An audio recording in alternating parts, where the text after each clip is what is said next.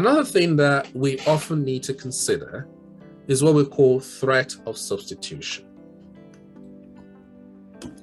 The threat of substitution is basically when your product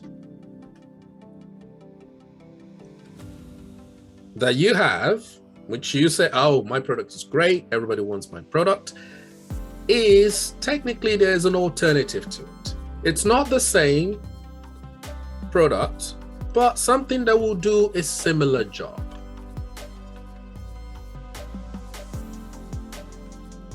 For example, if your products are hotels, they say, well, we're hotels, other people might choose an Airbnb as their alternative. You know, Airbnb will just as well do for me. So I'd rather go to Airbnb in that circumstances. So when we look at the intensity of the competition, we also have to consider whether or not within our product, there are viable alternatives.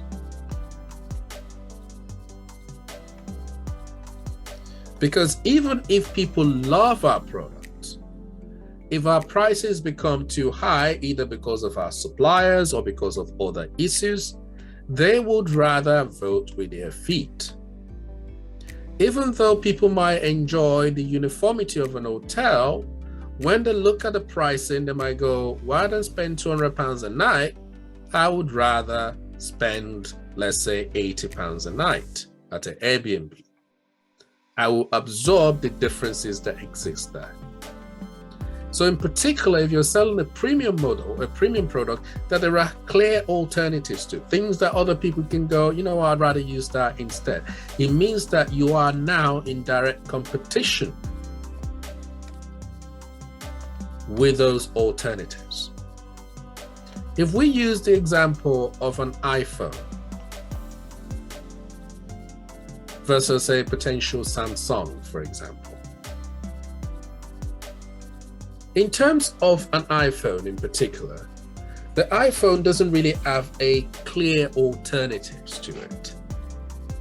Because when you move from the iPhone, you have to leave the entire ecosystem entirely. But there are clear substitution to a Samsung that's still based on the fact that iPhone obviously uses their own proprietary technology for their iPhones, whereby Samsung basically uses the Android. So if you don't like your Samsung and you were to move to Sony, the experience isn't going to be extremely jarring compared to for somebody who moves from an iPhone to an Android. So again, if there are clear substitution out there, then the competition becomes more intense than if there aren't very clear substitution. Then finally, we have to look at the powers of buyers. The powers of buyers itself is looking at your customers.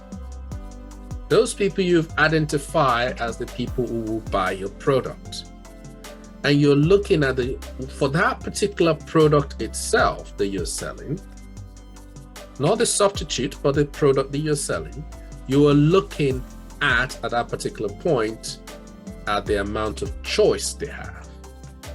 How many people in the market sell the same product that they can go to?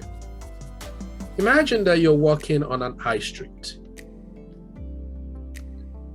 How many coffee shops are you likely to see as you go along? Probably maybe 4 or 5 along there. It's all coffee. So you can either go to Starbucks, you can go to Pret, you can go to a host of other ones that are in there, from Costa Coffee to the rest.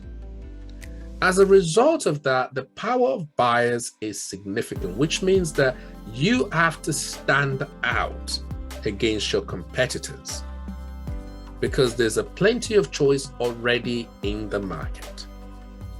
So in circumstances where the power of buyers are high, that will lead to the intensity of competition. And in circumstances where the powers of buyers are low, then that means you have less competition. Based on these 4 factors, now looking back at your original idea, at the preposition itself.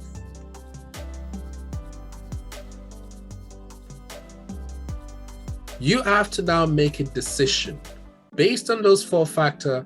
Higher, what is the intensity of competition? Is it high? Is it low? Is it medium? And most importantly, you have to ask yourself, do I want to fight? Because if it is high, and you know that there's plenty of people already in that field, you are going to need to fight. And you have to determine whether or not you have the resources, you have the will, you have the willingness to fight. If it's low, you might decide that actually, based on everything I've seen so far, there's not really anything to worry about. We can go in, we can own the market, we can have the first mover advantage, and this makes this proposition all the more attractive. The longer we leave it, the longer it is that other people will get there before us. If it's medium, we don't think it's oversaturated. We think there's still money to be made. So when you're doing all of this analysis, so far we've talked about the business canvas, we talked about the Porter's 5 forces analysis. They're meant to supplement each other. So you're intending to look at, all right, I've done my link canvas and I know what that tells me. Now I've done my Porter's 5 forces analysis and I know what that's telling me in terms of the intensity of competition. And I know so far that this still looks like a go. So far, I've seen nothing yet that will tell me that this is a bad idea. I understand the premise of the proposition and I understand the competition I'm going to be facing the competition. Now the next thing that we need to look at is another external analysis. And when we get there, we're going to be talking about PESTLEs. I hope this has been useful, and of course, feel free to have a look at it and consider the prepositions that you've heard about or that you were thinking about, and use it as a sort of an example to try and determine whether or not it's a good idea to go into it, or at least to give you an insight into how to look at those pieces further on.